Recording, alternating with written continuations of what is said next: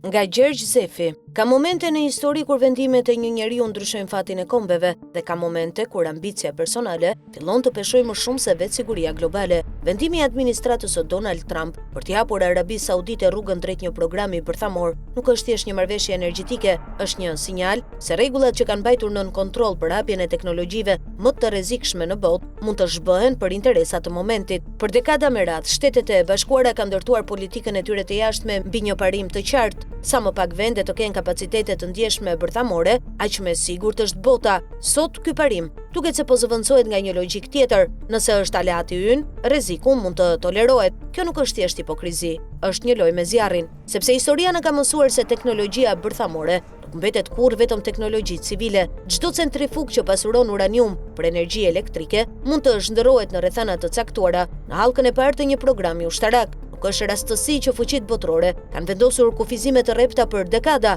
Ato nuk janë produkti i paranojës, por i përvojës. Nëse Arabia Saudite merr këtë kapacitet, çfarë do ta pengojë nesër Turqinë të kërkojë të njëjtën gjë, ose Egjiptin, apo një fuqi tjetër rajonale që ndjen se po mbetet pas? Kështuni zakonisht një garë armatimesh, jo me raketa, por me justifikime.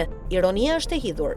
Amerika ka shpenzuar vite të tëra duke kërcënuar Iranin, duke vendosur sanksione dhe duke argumentuar se pasurimi i uraniumit përbën një rrezik për paqen botërore. Sot, i njëjti argument relativizohet kur bëhet fjalë për një partner strategjik. Ky standard i dyfisht nuk bind askënd. Përkundrazi, u jep kundërshtarëve të Washingtonit armën më të fortë propagandistike, akuzën se ligji ndërkombëtar zbatohet sipas interesit dhe jo sipas parimit. Mbështetësit e Donald Trump do të thonë se kjo është real politik, se nëse nuk e bën Amerika, do ta bëjë Kina ose Rusia. Mund të jetë një argument praktik, por edhe logjika më pragmatike nuk e ndryshon faktin se çdo përjashtim krijon një precedent, dhe çdo precedent dobëson sistemin që është ndërtuar për të frenuar përhapjen bërthamore. Një botë ku gjithnjë më shumë shtete zotrojnë teknologji të ndjeshme nuk është më një botë e sigurt, është një botë ku një krizë diplomatike, një gabim llogaritjeje apo një udhëheqës impulsiv mund të prodhojnë pasoja të pakthyeshme. Nuk është hera e parë që Donald Trump sfidon normat ndërkombëtare, por kur rregulla politike fillon të ndikojë në ekuilibrin bërthamor global,